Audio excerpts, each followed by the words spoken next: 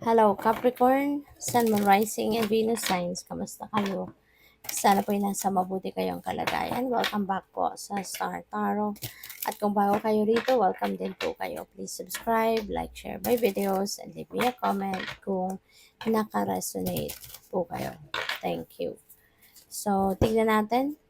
Pauna mensahe ni Capricorn, we have the Queen of Swords. Si Queen of Swords, this is someone na very truthful, ano lang siya, mm, ah, lagi siyang naka-take side sa katotohanan, 'no. Ito yung klaseng taong hindi mo siya maloloko, gano'n. Kasi ano lang siya, very truthful na tao, very honest, very rational, ganyan. So, maaaring you're going to be embodying the energy of Queen of Swords sa ngayon.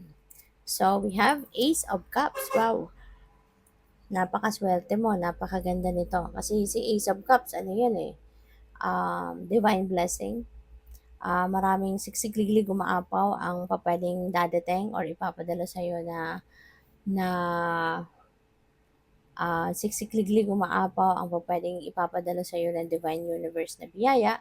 Nakikita ninyo yung cup na punong-puno yan ng tubig kaya umaapaw, 'no, parang may falls sa magkabilang side ng cup kasi yun nga punong-puno, 'no, hitik na yung ano na 'to, yung cup na 'to kaya nag-o-overflow na siya. So, maaaring gano'n, 'no, yung magiging sitwasyon ninyo, gano'n, kadami yung ipapadala sa yung blessings, 'no, ng Divine Universe. Siksik-liglig, umaapaw na biyaya, kaya magiging gano'n din. You know, you will also be filled with overflowing of joy and happiness sa puso. Kaya napakaganda. So, yung mga biyayang ito yung mga kailangan mo. Kung ano yung kailangan mo sa ngayon, maaaring yan ang ibibigay sa'yo sa ngayon, no? So, this is your needs, 'di ba? Will be met. Your needs will be provided to you by the divine. So, good luck. So, we have the sun. Wow, Capricorn. Swerte mo. Swerte mo. Kasi ito, divine blessing, overflowing of blessings. Si sun, ganun din. Blessings din ito eh. No? This is blessings as well. These are successes na makakamit mo. Meron din ditong mga successes na makakamit kayo katulad na lamang ng financial, material success, that is also uh, pupuwede rin na yung success na diyan could be success sa pagharap ninyo sa problema, mapagtatagumpayan ninyo ang anumang mga obstacles sa ngayon. You will be happy. You know, magiging masayang-masaya ka, magliliwanag ang lahat sa buhay mo. Kumbaga, mababalot ka ngayon ng positivity, mababalot ka ngayon ng kasiyahan, hindi matatawarang kasiyahan, yung ganyan, at maswerte kayo. Magiging sobrang maswerte kayo sa ngayon.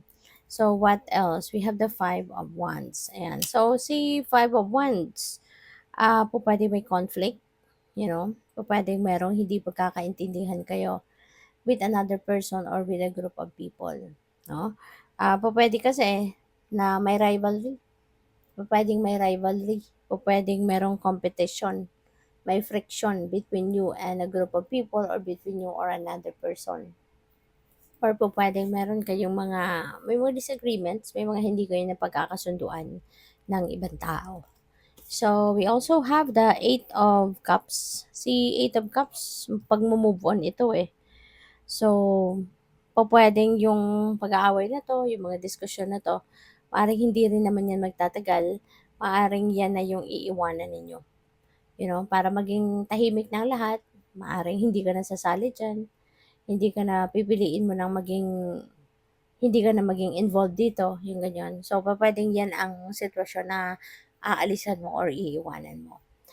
Si Eight of Cups kasi pupuwedeng ano 'to eh, kung ano man ang sitwasyon or ano man ang kinabibilangan mong mundo sa ngayon, maaaring hindi ka na masaya diyan, 'no? Hindi ka na masaya, maaaring dahil pag-aaway, ah, may mga friction, between each other o kaya hindi mo na nafi-feel yung fulfillment and contentment diyan sa ginagawa mo.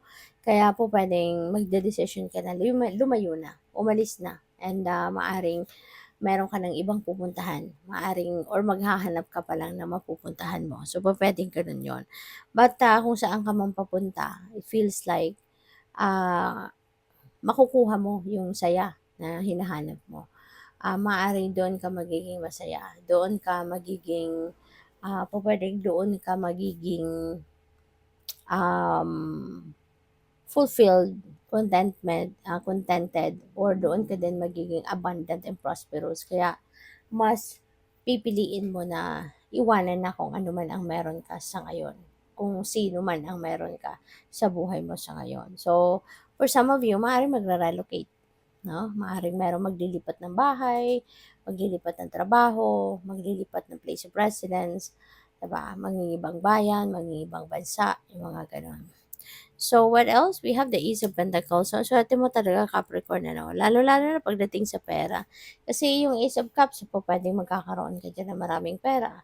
The Sun energy, di ba? Ang dami mong success, no? Na ma-achieve ngayon. Kaya po pwedeng may mga financial reward yan. Kaya there's going to be probably a lot of money coming your way. Kaya congrats sa'yo. And with the Ace of Pentacles, magsisimula ka din dito ng bagong yugto sa buhay mo pagdating sa inyong money, career, and finances. So, pupuwede talaga na merong bagong trabaho, merong bagong career, merong bagong pagkukuhanan ng pera kayo dito.